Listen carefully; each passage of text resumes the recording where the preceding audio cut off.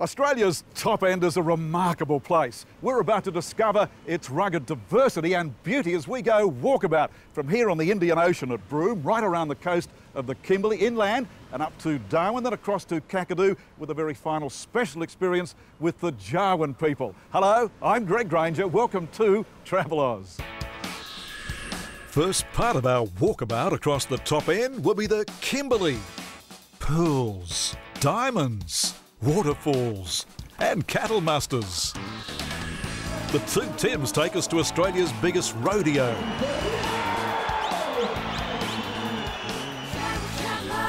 And we learn the secrets of throwing a boomerang.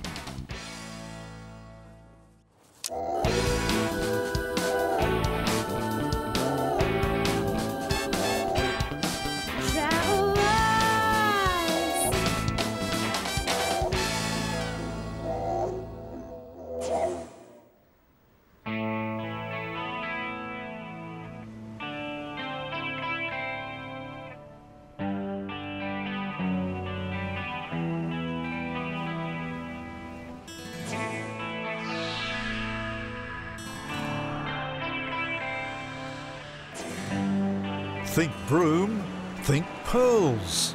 This was once the heart of Broome's pearling industry, Chinatown.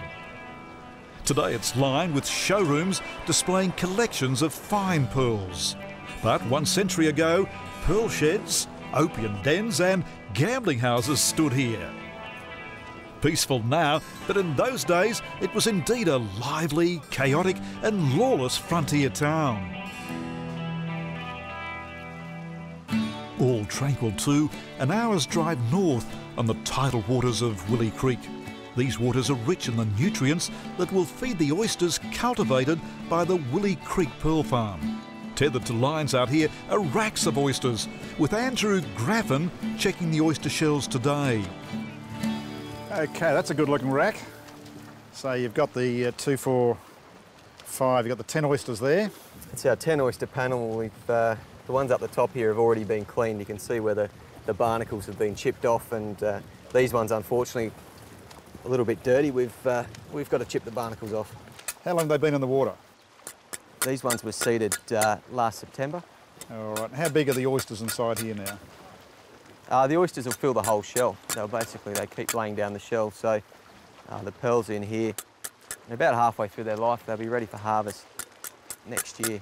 When we harvest these pearls, the market demands them to be big and round and lustrous. They could vary anywhere from a couple of $100 to a few thousand. All right, so a couple of $1,000s each, and we've got 10 here, so we could be looking at $20,000 worth of pearls right here on this rack. Please don't drop it. And if I do?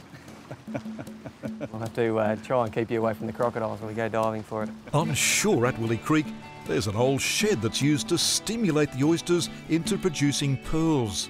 Such a modest environment to create pearls that will sell for tens of thousands of dollars. All right, so we take a pair of calipers and we open the oyster, so pushing them in the lip. Open it nice and wide. It's about as far as we'll get it open before we start to actually tear the muscle. So got it nice and open, place it in our shell holder. Now I'm just going to move the gills of the oyster out of the way of the gills so we can see that site we're going to produce our pearl, the gonad. Just get this little guy out. That's the pea crab. They call it the GST crab because it takes about 10% of the oyster's food, but this little guy does help the oyster, so we'll put him back in there but just move him away from our operation. So now I can see the gonad. I want to make an incision in the gonad, so we take a cutter and we're just making an incision in the gonad. So we've got our incision in there. Next thing we've got to do is actually put a nice round nuclei or a base for our pearl in there. So we get a nice round nuclei made from the Mississippi mussel shell. And we just position that inside that incision, up into the middle of the gonad. So we've got the nucleus of our pearl actually inside the gonad. Now we just need this small piece of tissue which has been donated from another oyster. We're going to place that in up against the nuclei. So that goes in there, and that's actually going to spread around the nuclei and create what we call a pearl sac. That pearl sac covers the nuclei, and then it starts laying down the nacre, the crystals that actually go around our nucleus and create the pearl. That's it. That oyster is, in a couple of years, going to hopefully have a nice pearl for us. And Andrew, what makes a good pearl?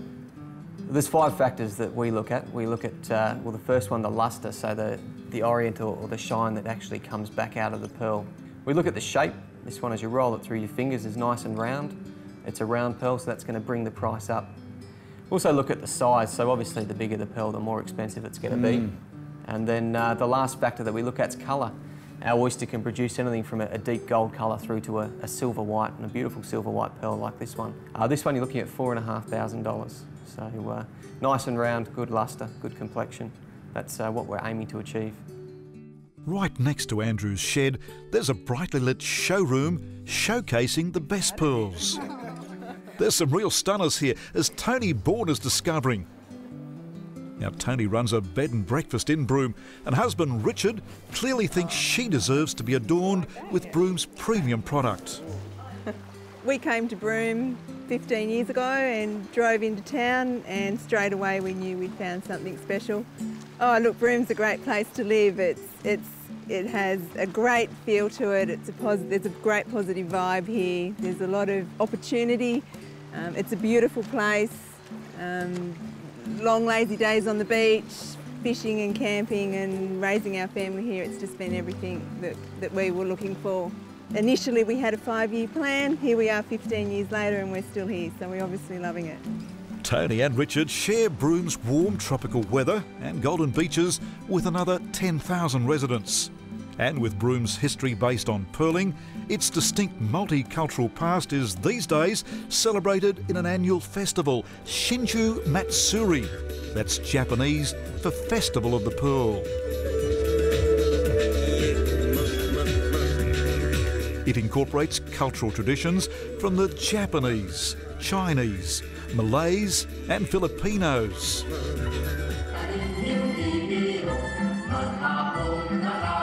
Broome's own sporting hero, Olympic basketball silver medalist Rohini Cox, makes a guest appearance, while local Indigenous singers perform their classics. Every sunset, there's the ritual camel ride down on Broome's Cable Beach. Some 250,000 tourists visit Broome every year, and one must-see for many of them is to clamber onto the back of a camel. With the sun slipping into the Indian Ocean to the west, this has become a classic image for Broome.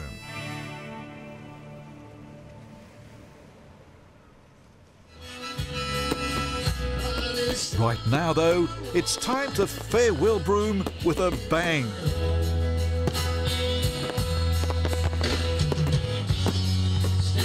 The Shinju Matsuri Festival is coming to a close, and who should we spot celebrating but Tony and Richard Bourne?